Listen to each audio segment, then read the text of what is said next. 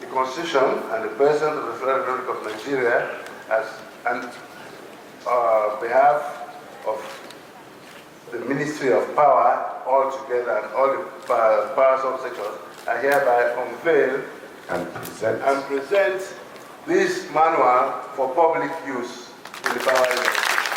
A round of applause. It is now official. I don't see the need to read anything any longer because all that should be said has been said. The essential thing for us today is that we are glad to associate with NEMSA for being able to produce a manual which standardizes practices in this industry, the subsection of the electricity industry.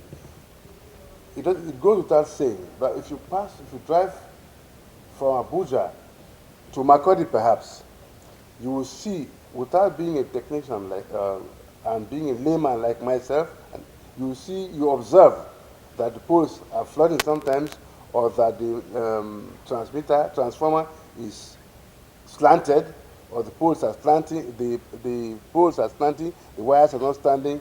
You observe a lot of things as been shown in that pictorial we saw before. So this manual standardizes all that is supposed to be done to make sure that we have adequate and appropriate equipment for electricity distribution in the country. Yes, it is a function of the agency, NEMSA, to produce this manual. They could have well not have produced it. And it would go unnoticed or unobserved. It's been so all these years. So for Engineer Peter and his team to put this together, they need a great round of applause. Please let's give them an applause.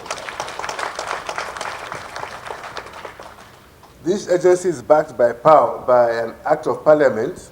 So it is within the ambit of this act that this function has been carried out and the manual produced. It therefore behoves on all of us to obey the law, because henceforth I'm sure that they are going to, with the help of NSCDC, be able to arrest me and you when we break the law. I submit myself to that power. Because if we have that, the cases of burnt meters or burnt transformers or blown equipment would not be a frequent thing as it is today, because standardized equipment will be imported for this function. So therefore, we would be beneficial to all of us to adhere to the instructions contained in the manual, so that we can carry our nation to the next level as the President wants.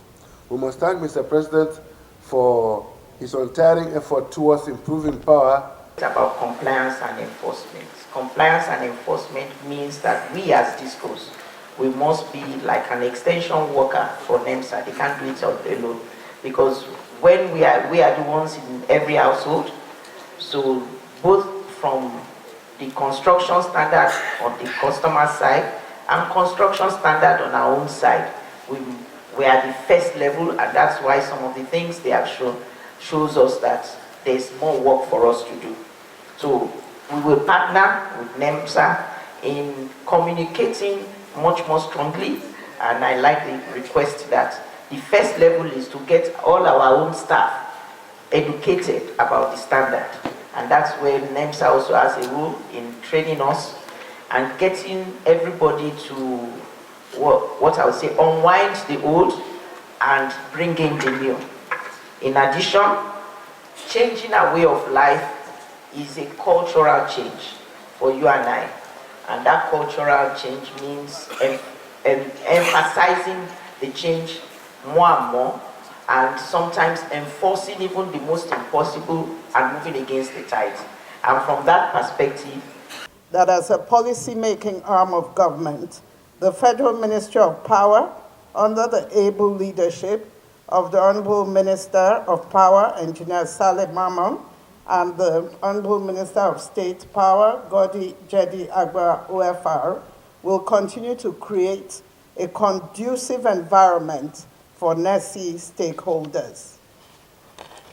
Indeed, we are pleased that key players like NEMSA are taking positive actions for impact, of which the guidelines manual is a major stride.